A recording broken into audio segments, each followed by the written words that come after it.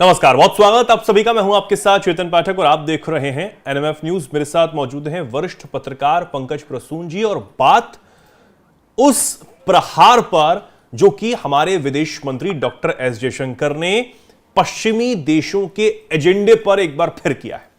दरअसल Munich security conference में बोलते हुए विदेश मंत्री डॉक्टर एस जयशंकर ने पश्चिमी देशों के उस एजेंडे पर प्रहार किया है और उन्होंने कहा कि मैं सब जानता हूं कि पश्चिमी देशों के जो राजदूत हैं वो भारत में क्या करते हैं। अगर हमारे राजदूत कुछ भी कर दें, उसका एक अंश भी कर दें तो कितना बवाल होगा।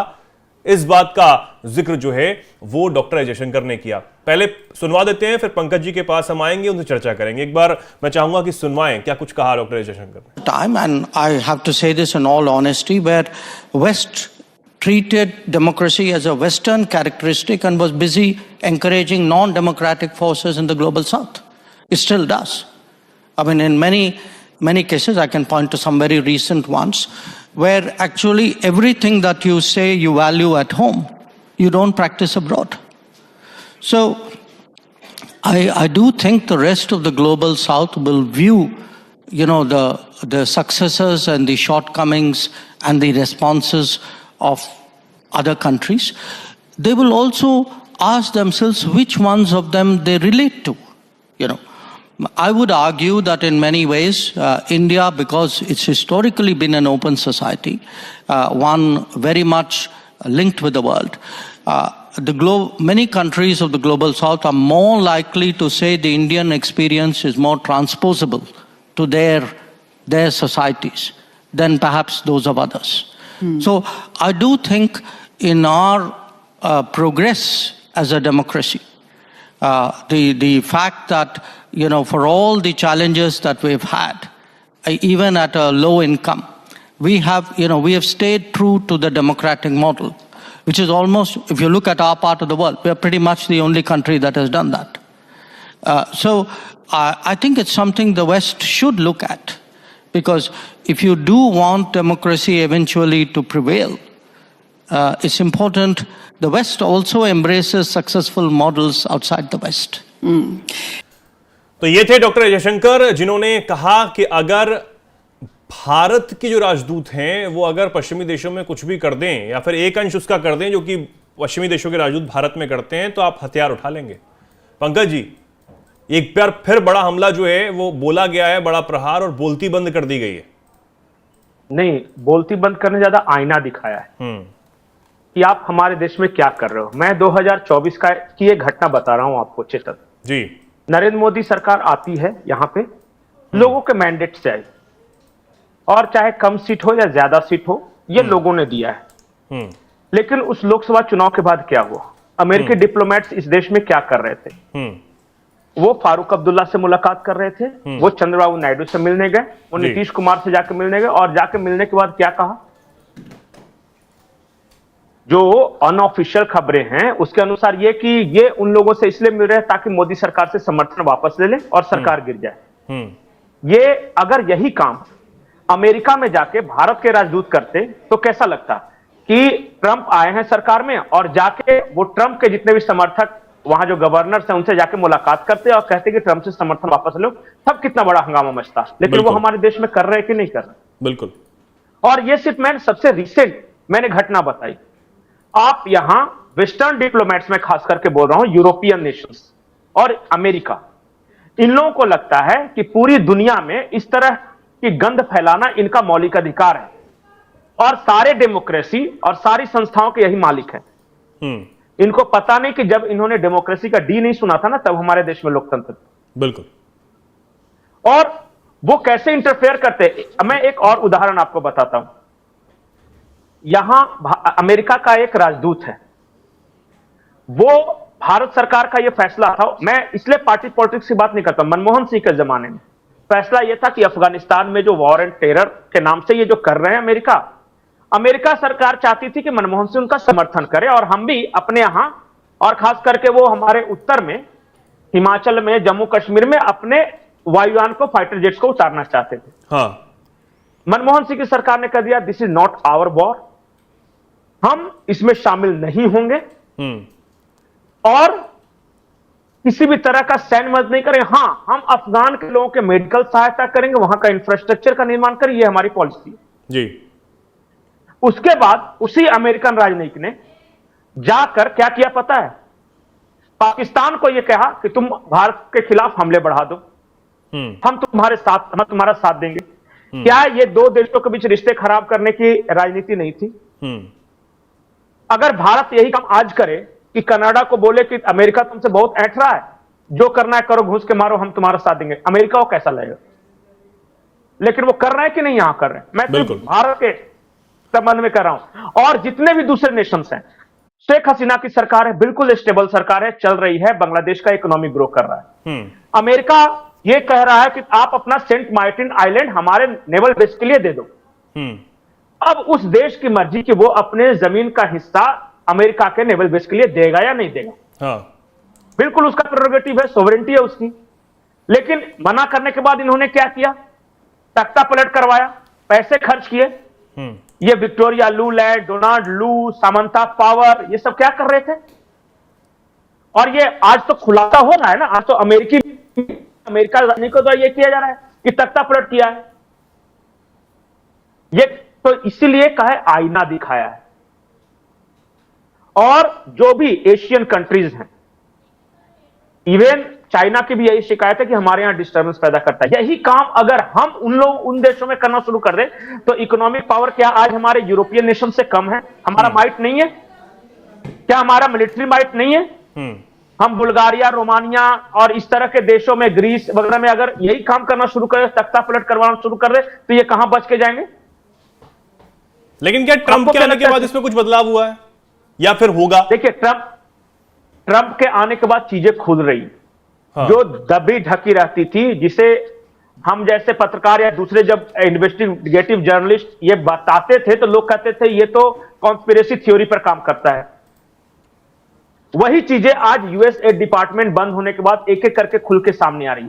सीआईए का सारा किस्सा खुल के सामने आ रहा है कि किन किन देशों में क्या क्या किया, क्यूबा में क्या किया, सूडान में क्या किया, उज्बेकिस्तान में क्या किया, और भारत के आसपास के देशों में क्या किया, अरब देशों में क्या किया। यह ओपन सीक्रेट है। हाँ। और कई डिक्लासिफाइड डॉक्यूमेंट सामने आए हैं कि कैसे अमेरिका काम कर रहा है। अरे क्यूबा जैसे देश में इन्होंने एचआईवी इरेडिकेशन प्रोग्राम के जरिए तख्ता पलट करवा दिया। सोचिए, अभी बिल गेट्स का कुछ महीने पहले, 2 महीने पहले एक इंटरव्यू आया था जिसमें वो ये कह रहे थे कि भारत में इतना शोर है, इतना कोलाहल है कि आप कुछ भी करो, बाद में मामला दब जाता है। और उन्होंने उदाहरण देकर बताया कि हमने कैसे जो एक्सपेरिमेंट गुनिया पिग पे होना चाहिए था, हमने भारत के आदिवासियों पर किया। 7-8 आदिवासी मारे गए, लेकिन पैसे देकर मैनेज कर लिया। ये बिल गेट्स का ये इंटरव्यू है। बताइए वो किस नजर से हमारे देश को देखते हैं। और बिल्कुल सही बात है। जिस तरीके से पिछले दिनों जो फेसबुक के मालिक हैं उन्होंने भी इस बात का जिक्र, चाहे वो कोई भी आप बात कर रहे हो, कोई भी एग्जांपल दे रहे हो चुनाव को लेकर, आपको इंडिया ही याद आता है। नहीं, हालांकि उन्होंने बाद में माफी मांगी थी। नहीं, मार्क जुकरबर्ग ने एक बात और कही थी कि उनपे सीआईए की तरफ से और पेंटागन की तरफ से दबाव था कि उनके कहे अनुसार चले। ये देखिए, मैं आपको बताता हूं, सीआईए एक तो ये हेज फंड मैनेजर, सोरोस वगैरह, ओबियर foundation, Ford foundation, Bill Gates, ये काम करते हैं। दूसरा जो बिग टेक कंपनियां है ना, उसके द्वारा भी ये करती है। फेसबुक, ट्विटर के द्वारा कई देशों में इन्होंने इस तरह की झूठी क्रांतियां करवाई और पैसे खर्च करके। बिल्कुल। और यही बात मार्क जुकरबर्ग ने एक्सेप्ट किया है कि हम पे दबाव था। वो तहरीर स्क्वायर पे भीड़ यूं ही नहीं जमा हुई थी, फेसबुक के माध्यम से जमा हुई थी। और फेसबुक ने फेक एक गढ़ा उस तरह का नैरेटिव, और ये कर्नल गद्दाफी, हुस्ने मुबारक, इन सबको सत्ता से हटाया है। बिग टेक कंपनी, आज गूगल में जो आता है हम उसे ही सच मानते हैं। हमें क्या पता है क्या सच क्या झूठ है। आज जो फेसबुक पे देखते हैं या जो ट्विटर पे देखते हैं, लगता है कि वही सच होगा, लेकिन मंशा क्या है, उसके पीछे कौन सी ताकतें हैं, ये कौन सोचता है। तो नहीं करना चाहिए। हर देश की अपनी सॉवरेंटी, अपना आत्मसम्मान है। इसी बात पे इशारा किया है विदेश मंत्री जी ने। कहा कि आपका राजनीति जो हमारे यहां के कर रहे हैं, अगर उसका हम 1% भी आपके यहां करने लगे ना, तो तूफान खड़ा हो जाएगा। और ऐसा नहीं है कि भारत को पता नहीं है, तब पता है, बर्दाश्त कर रहा है। और इसी तरह इन वेस्टर्न राजनीति जो यूरोपियंस होंगे और अमेरिकन होंगे, उनको बहुत सारे देश बर्दाश्त कर रहे हैं, ये जानते हैं। इसलिए ग्लोबल साउथ की बात हो रही है। एक बार अगर उनके खिलाफ मोर्चाबंदी हो गई ना दुनिया में, तो वो पनाह मांगते घूमेंगे, आइदर मेंड योर वेज और पे फॉर इट। एक लाइन का मैसेज है। लेकिन पंकज जी, अब इसमें एक विषय ये भी आ जाता है कि कई लोगों के मन में जरूर ये बात सवाल आया होगा और आ भी रहा होगा कि इस तरह के जो बयान हैं, हम इसमें कोई शक नहीं रखते हैं, बेशक हमारे जहन में अब ये सब बातें जो हैं वो कॉन्फिडेंटली हैं कि भारत आज जिस गति से आगे बढ़ रहा है या फिर जिस क्षमता के साथ अपनी भारत जो है वो विश्व पटल पर अपनी बात रखता है, बहुत मजबूती से रख रहा है, इसमें कोई शक नहीं है। प्रधानमंत्री भी बात को कहते हैं और इससे एग्जाम्पल नया नया यही है कि जिस तरीके से तहव्वुर राणा को सौंपने के लिए खुद ट्रंप ने कह दिया कि बहुत खतरनाक आदमी है और इसका इलाज जो है भारत में सही तरीके से होगा, हम इसे भेज रहे हैं। यह बहुत बड़ा एग्जाम्पल है कि भारत ने अपनी बात रखी और अमेरिका ने उस बात को माना। लेकिन क्या आने वाले समय में पश्चिमी जो देश हैं, क्योंकि उनकी सोच वही है, भारत के प्रति सोच आज जरूर हम बदलाव होते हुए देख रहे हैं, लेकिन पूरी तरीके से बदलाव कब तक होगा या फिर नहीं होगा, और अगर वो नैरेटिव पीछे के रास्ते से गलत भारत के खिलाफ गढ़ने की कोशिश करेंगे आने वाले समय में, तो फिर दिक्कतें होंगी वही सब। नहीं, देखिए, दो बातें हैं। एक तो दुनिया में ताकत की पूजा होती है। हाँ, आप कितने भी अच्छे आदमी हैं, आदर्शवादी देश हैं, लेकिन अगर आपके पास ताकत नहीं है तो फिर कोई नहीं सुनेगा। बिल्कुल, बिल्कुल। जॉर्ज फर्नांडिस रक्षा मंत्री थे। एक बयान उनका मैं आज भी याद करता हूं, जब भारत ने पोखरण में परमाणु परीक्षण किए, हाँ, तो एक विदेशी पत्रकार ने उनसे पूछा कि आपने क्यों किया, आप तो बुद्ध के देश के हैं। उन्होंने कहा कि हम पश्चिम के बहरे कानों तक इस धमाकों की आवाज पहुंचाना चाहते थे ताकि हम जो जेन्युइन बात कह रहे हैं वो सुने। हम पिछले भय बिन होए न प्रीति। बिल्कुल, हम 40 साल से ये गुहार लगा रहे थे कि कश्मीर में आतंकवाद है या चाइना देखिए हमारी जमीन को कब्जा करके बैठा हुआ है, कोई नहीं सुन रहा था। आज एक पोखरण में धमाका किया, सबने सुनना शुरू कर दिया, सबके कान खड़े हो गए। हाँ, दूसरा ये इकोनॉमिक माइट और मिलिट्री माइट दोनों, एक तो ये हिस्सा है। दूसरा, आपने पश्चिमी देशों की सोच के बारे में कहा।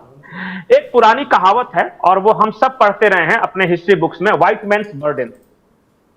व्हाइट मैन्स बर्डन, जब भी वो पोर्चुगीज या दूसरे जो डच उधर से आए ना यूरोप में, तो उन्होंने एक सिद्धांत का नाम दिया था व्हाइट मैन्स बर्डन। उसमें यह है कि it is duty of every white man to make other civilised. मतलब कि जो भी गोरा है उसका यह फर्ज है कि दुनिया के बाकी लोगों को सिविलाइज्ड करे, और सिविलाइज करने के लिए वो अलग अलग तरीके अख्तियार करते हैं। Sword in one hand and Bible in another, और क्रॉस इन अनदर। एक हाथ में तलवार, दूसरे हाथ में क्रॉस या बाइबल लेके हम आते हैं और लोगों को सिविलाइज करते हैं। एक वो है। दूसरा यह है कि हम कॉलोनी बनाकर लोगों को सिविलाइज करते हैं। उन्होंने सिविलाइज किया या दोहन किया वो अलग विषय होता है, लेकिन उनको लगता है कि यह उनका फर्ज है कि दूसरी दुनिया के लोग, तीसरी दुनिया के लोग, यही नाम दिया जाता था ना, third world countries. Third world countries क्या होता है भाई? सबका अपना अपना ज्योग्राफिक लोकेशन है। तुम फर्स्ट वर्ल्ड हो गए और कोई सेकंड वर्ल्ड हो गया, कोई थर्ड वर्ल्ड हो गया। ये देखने का नजरिया है, वो बदल नहीं पा रहे हैं। मतलब आप अपना अगर हित देखें और हित की बात करें तो वो ठीक, लेकिन अगर भारत अपने हित की बात करे तो सबको दिक्कत होने लगती है। नहीं, भारत की हैसियत नहीं है, मतलब कि we are Europeans, we are great, we are better race, और you Asians, you Africans are of inferior race. ये सोच है। शक्ति संतुलन बदल गया है दुनिया का। आज चाइना और इंडिया बहुत आगे निकल गए हैं, बिल्कुल, बिल्कुल, और यूरोप के अधिकांश देशों से आगे निकल गए हैं। उसी तरह तो ब्रिक्स की ताकत तभी पता लग रही है। ब्रिक्स की ताकत तभी पता लग रही है। इसलिए तो ब्रिक्स बनाने की जरूरत पड़ी, क्योंकि वो मान ही नहीं रहे थे कि आप ताकतवर हो गए हो। वो ये समझ रहे थे कि जो द्वितीय विश्व युद्ध के समय का जो शक्ति संतुलन है, जो संयुक्त राष्ट्र है, वही रहना चाहिए हमेशा। और जबकि पता चला उनका इकोनॉमिक पावर कम गया, उनका मिलिट्री माइट कम गया। आज यूरोप के किसी नेशन की हैसियत नहीं है कि चाइना और इंडिया के साथ टेढ़िया करके बात कर ले। बिल्कुल, लेकिन दिमाग में, जहन में तो वही है, वी ब्रिटिशर्स।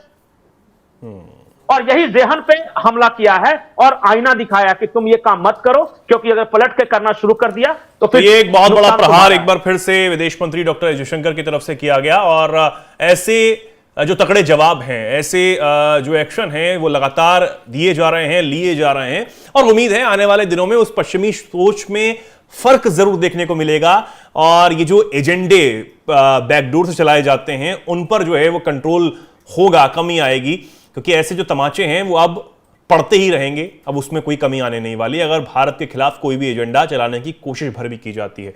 फिलहाल के लिए बहुत बहुत धन्यवाद पंकज जी, आपके हमारे साथ जुड़ने के लिए। हमारे दर्शकों का बहुत बहुत धन्यवाद। क्या कुछ हमारे दर्शक इस पर सोचते हैं, क्या कुछ कहेंगे, कमेंट सेक्शन में आप जरूर लिखें और ऐसे ही जुड़े रहें, देखते रहें एनएमएफ न्यूज।